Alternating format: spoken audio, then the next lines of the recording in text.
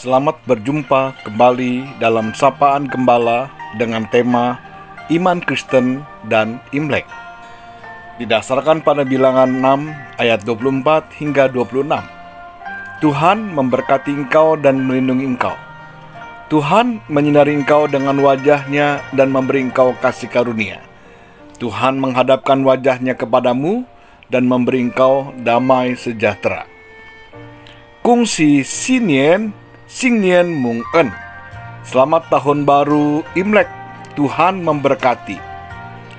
Tahun Baru Imlek disebut juga sebagai Hari Raya Festival Musim Semi, di mana musim dingin sudah berlalu dan saatnya memasuki musim semi.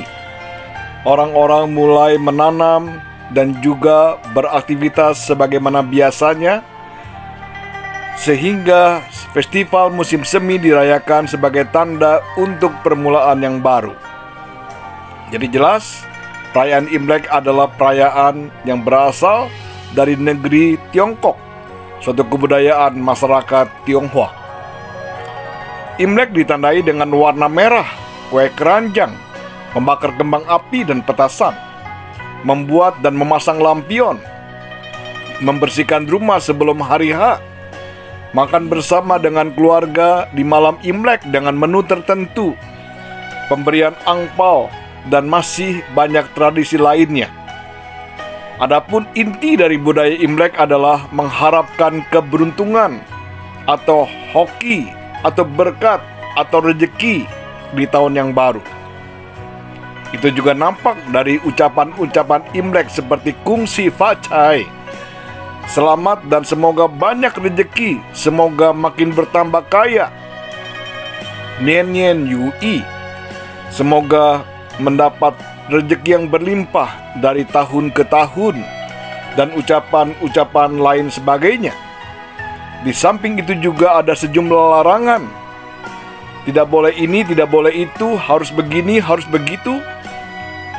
Jika tidak melakukan sesuai dengan tradisi atau melanggar hal yang dipantang dalam tradisi tersebut, maka berarti tidak akan mengalami keberuntungan atau tidak akan mendapat berkat atau rezeki. Setiap budaya pasti ada unsur positif, tetapi juga ada unsur negatif. Ada hal-hal yang sesuai dengan wahyu umum, tetapi juga ada hal-hal yang bertentangan dengan firman Tuhan, seperti tradisi makan bersama, mengunjungi, menghormati orang tua atau yang lebih tua.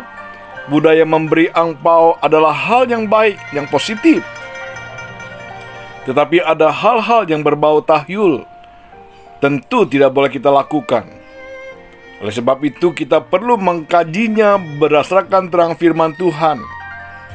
Alkitab adalah otoritas tertinggi terhadap apapun dan siapapun, termasuk terhadap budaya Imlek.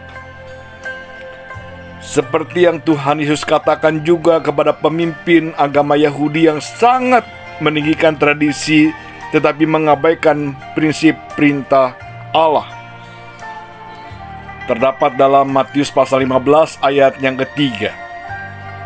Mengapa kamu pun melanggar perintah Allah demi adat istiadat nenek moyangmu? Sebagai orang Kristen Tionghoa, apakah kita boleh merayakan Hari Raya Imlek? Tentu saja boleh. Namun kita harus memilahnya. Hal-hal yang bertentangan dengan prinsip firman Tuhan tentu tidak kita lakukan lagi. Sebagai orang percaya, kita harus meyakini bahwa Allah lah sumber berkat kita. Bukan karena kita melakukan tradisi atau budaya tertentu. Allah sebagai pemelihara hidup kita. Seperti yang dikatakan dalam Bilangan pasal 6 ayat 22 hingga 26. Allah di satu pihak memberkati umat dengan kesuburan tanah, dengan hasil tanah, dengan kekayaan. Di pihak lain, Allah akan melindungi umatnya dari segala kejahatan, dari musuh, dari bahaya. Dan berkat yang sesungguhnya bukan hanya berkat jasmani, tetapi juga berkat-berkat rohani. Kasih karunia, anugerah adalah berkat istimewa yang Tuhan berikan kepada kita. Esensi berkat adalah relasi kita dengan Tuhan itu sendiri. Tuhan menyinari wajahnya. Tuhan menghadapkan wajahnya kepada kita. Ini tanda apa? Ini merupakan tanda perkenanan Tuhan kepada kita. Tuhan memberikan kita damai sejahtera. Ini berkat yang luar biasa. Marilah kita selalu mengarahkan hati kita kepada Tuhan Sang Pemelihara dan Pemberi berkat dalam hidup kita. Kita meyakini hidup kita ada di tangan Tuhan yang penuh cinta kasih.